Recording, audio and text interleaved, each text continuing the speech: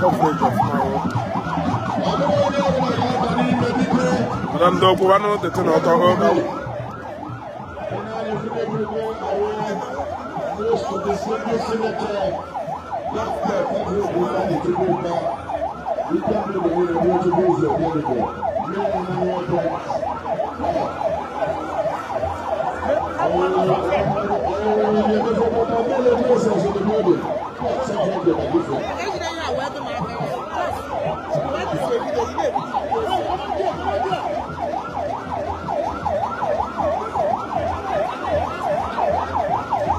Madame Doguano, the flag, or the machine.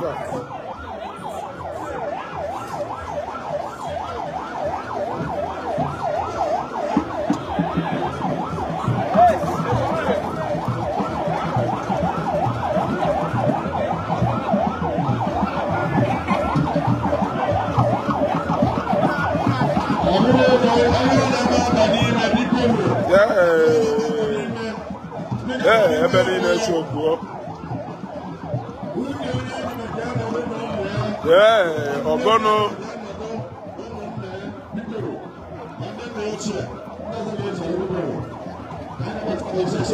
Yeah.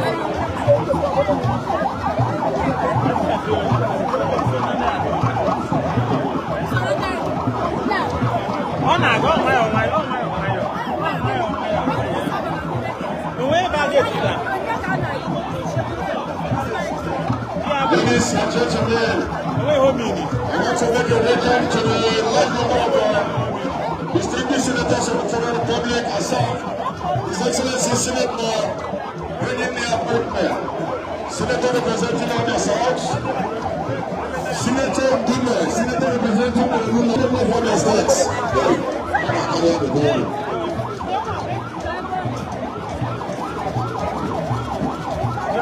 Chief fellows of the world.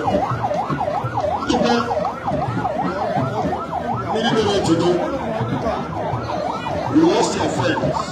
We're supposed to be our guests. Senator Felix, please do the rest.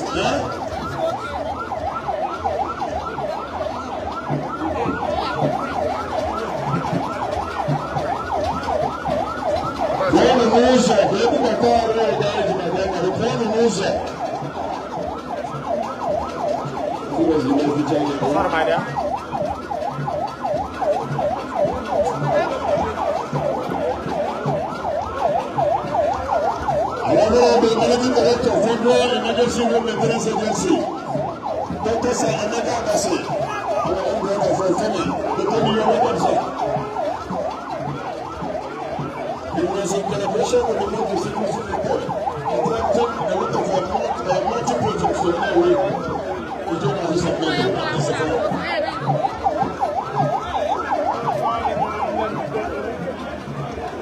na ha mepezienu gate ka moto a na-akpụzienu na ahụ ọ ya ji eme like this now.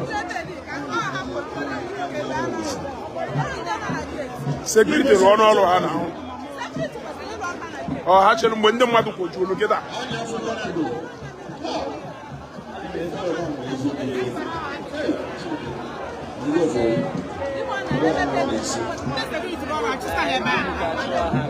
This world is not like roses.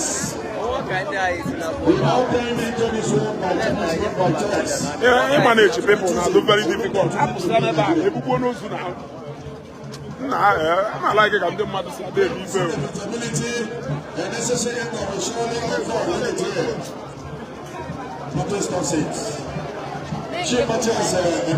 I don't want a mother and a baby. The General Secretary of Lagos State, President of the Community Lagos State. Look at that. Hold on. BPM Tuesday.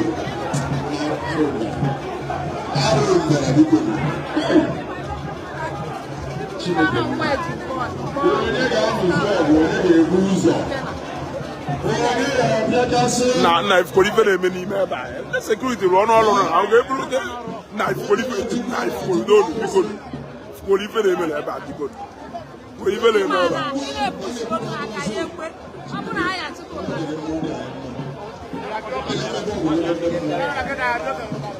The street general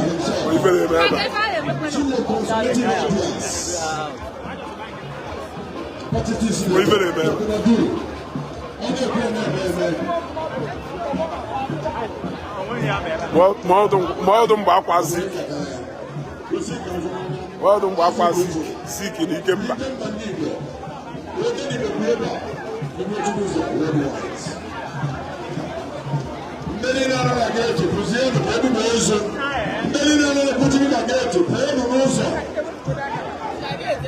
Sebo ndami ka hapu ozugbo sebo ndami ndami 5 nkịtị ya ekiri anwụ ife a n'ebe a abụọ ndami ndị polisi ife n'ebe anyị so nọọsụ aka ndami 5 ebe anyị onwe ndami mfụ polisi na mfụrụ ego ife ndị mmadụ n'ebe a kuga ife ndị mmadụ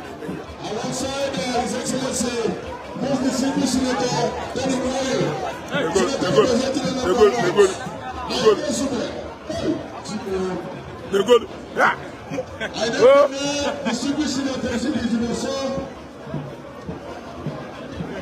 former National Publicity Secretary for Progressive Progress. Signature Victor Bechuma is also in the building. DSS never, police never.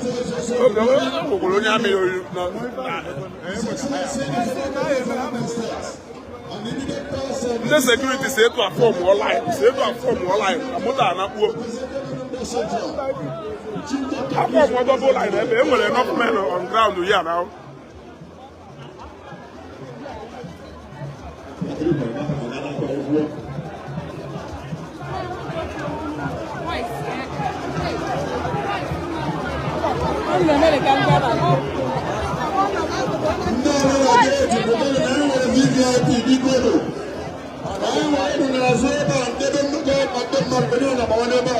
Ndị polisi lọkụchakwa na-egbu na ahụ ọ ya wee taa aka ọ na-akwatu ofu onye ebe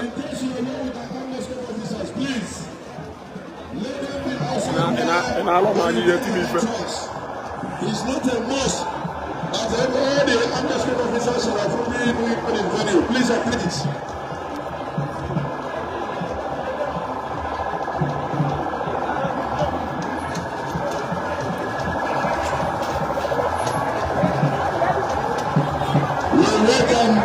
Chief Minister Sylvester Ogunro, Chief of Staff to the Senior President of the Federal Republic.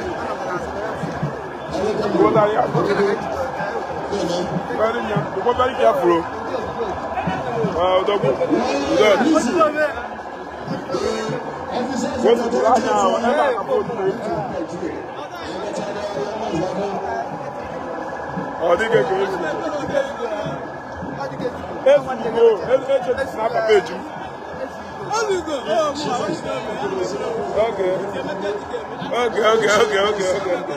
Okay, that'll work better.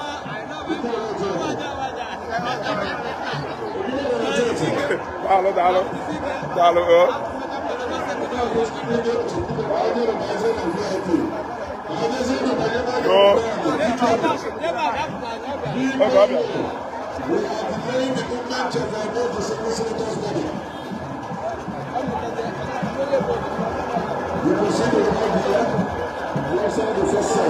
Nefes na nisi ni ven na doro kanko.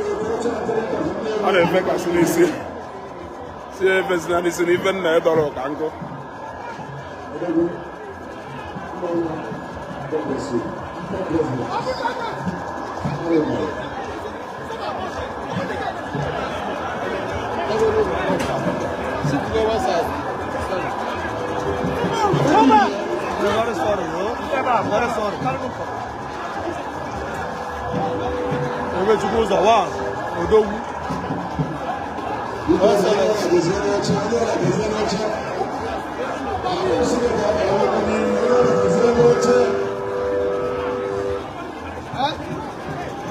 Ladies and gentlemen, allow the incoming Governor of Anambra State, His Excellency Chief Justice of the World, and everybody in there.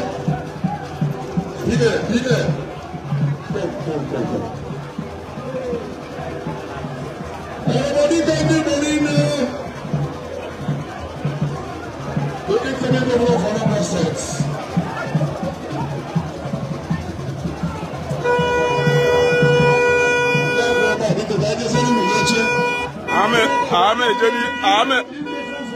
Ame jeni fene ekwo.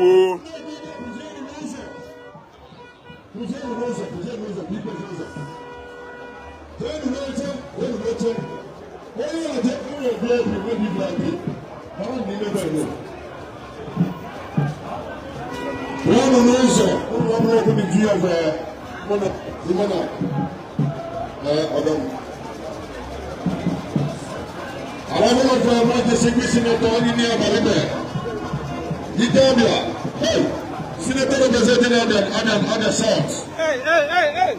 The fourth timer in the Senate. Senator Dume is also there. I can see you, sir. Senator Chico Tovitume, Omadika.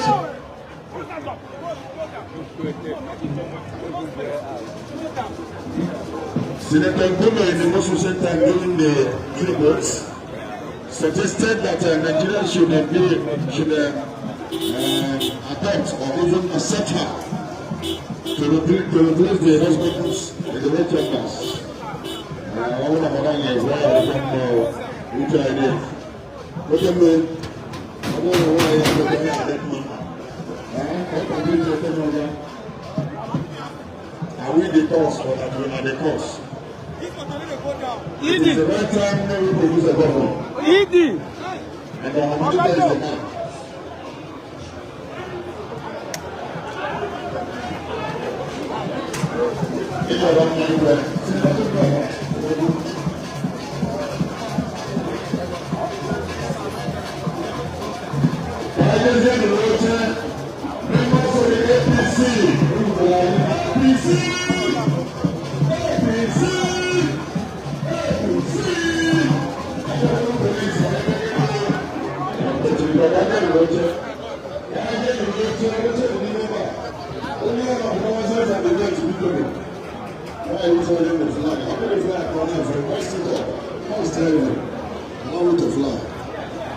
The spirit of revival still lives on. Hey, good job. The spirit of revival lives on. Those who support say hi. I didn't hear you well. Those who support say hi. God bless you. Forever, the spirit of revival lives on. I'm not live. It will never be forgotten. I'm a Jennifer. Members of the All Progressive Congress, the ruling party, the party that matters.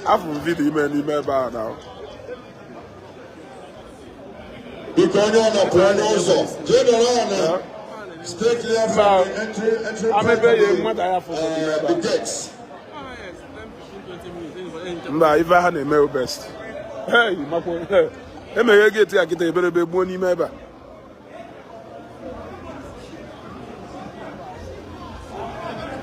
Hey. Good afternoon, sir. All the master. I don't know. Hey! Go. People that know President, once again. You don't choke. Once again, sir. Mike Kado on, I don't know even the command today, yes. Voice of the go here. Voice of the go here. Allow the APC members to make their entry. HF meeting and Don't forget to know how about that.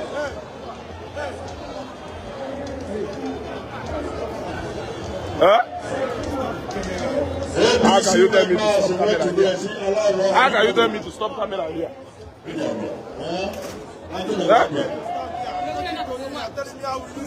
Why will you come and stand here? I'm talking to you. What kind of nonsense are you doing? Why will you stand here and start this doing? I'm talking to you. What did I do? What did I do? What did I do? What did I do? What did I do? Don't try me. I know why I'm not videoing you. I know why I'm not covering you. This thing is right, bro. I know why I'm not videoing you. You want me to fear for you in the new year? I'll cover you now.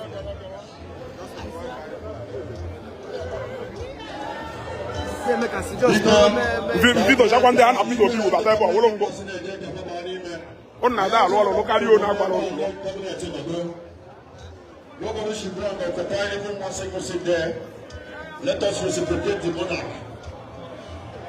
Triple chief. Yes, it can. Over one. Where would you have for?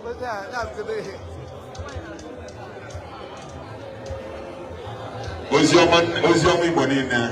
Honorable Chief, former chairman of the South. Chief Richard Miserable, I know you're most welcome, sir.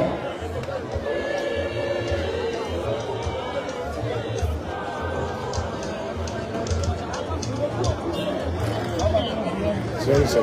How to this thing? How to say yeah?